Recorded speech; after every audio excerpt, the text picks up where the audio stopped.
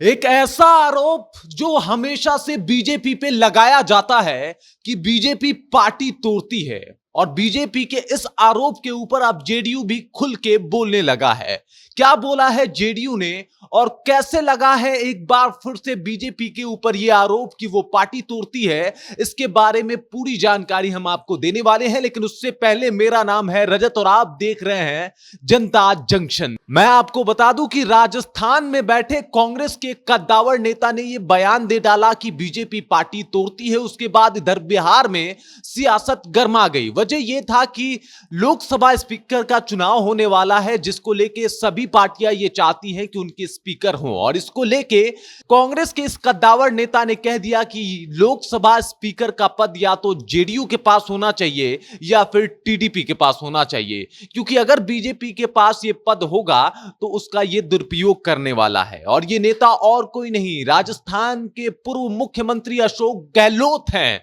इन्होंने कहा कि अगर लोकसभा स्पीकर का पद जो है बीजेपी के पास रहा तो यह दिन दूर नहीं कि टीडीपी और जेडीयू हाशिए पे होंगे, इनके सांसद तोड़े जाएंगे, इनके साथ खरीद फरोख्त जो है वो शुरू हो जाएगा। इसलिए मैं चाहता हूं और ये जेडीयू और टीडीपी को भी चाहना चाहिए कि वो लोग लोकसभा स्पीकर का जो पद है वो अपने पास रखें, जिसके ऊपर जेडीयू ने भी मुखर होकर इसका जवाब दिया है। जेडीयू ने क्या कहा है, जेडीयू की तरफ से राष्ट्रीय प्रवक्ता केसी त्यागी ने क्या कहा है वो भी मैं आपको बता देता हूं।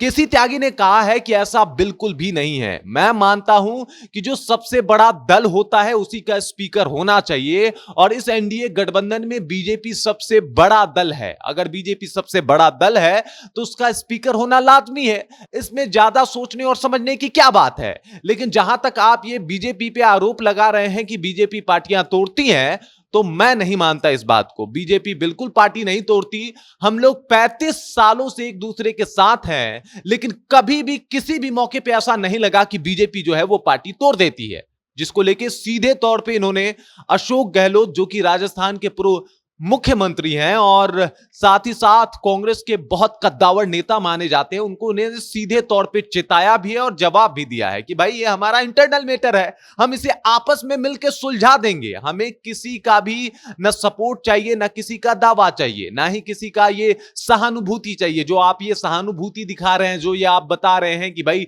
टीडीपी या जेडीयू का ही कोई स्पीकर होना चाहिए, नहीं तो पार्टी टूट जाएगी, तो मैं इस बात से बिल्कुल इत्तेफाक नहीं रखता। इस बात को खुल के जो है केसी त्यागी ने, जो जेडीयू के नेता हैं, जेडीयू के राष्ट्रीय प्रवक्ता हैं, उन्होंने इस बात को रखा है। 35 सालों का जिक्र भी किया है। उधर अशोक गहलोत, उन्होंने कहा था कि जिस तरीके से बीजेपी की रणनीति रही है, चाहे वो हिमाचल प्रदेश हो, गोवा हो, हर जगह पे इन्होंने सरकार तोड़ा और सरकार तोड़ने के बाद अपनी सरकार बनाई। महाराष्ट्र का भी उन्होंने जिक्र किया और बोला कि ऐसा बिहार में भी या फिर आंध्र प्रदेश में भी देखने को मिल सकता है, अगर लोकसभा का स्पीकर का जो पद है वो इन दो पार्टियों के पास नहीं जाती है तो। और इन्होंने ये भी कहा कि मेरी दिली ख्वाहिश है, इच्छा है कि जो लोकसभा स्पीकर का पद है वो या तो जेडीयू के पास होना चाहिए या फिर टीडीपी के पास होना चाहिए। और इस बात को इन्होंने रखा, जिसका मुंह तोड़ जवाब जेडीयू ने दिया और जेडीयू की तरफ से यह बयान आया कि नहीं तोड़ती है बीजेपी पार्टी और यह हमारा इंटरनल मैटर है,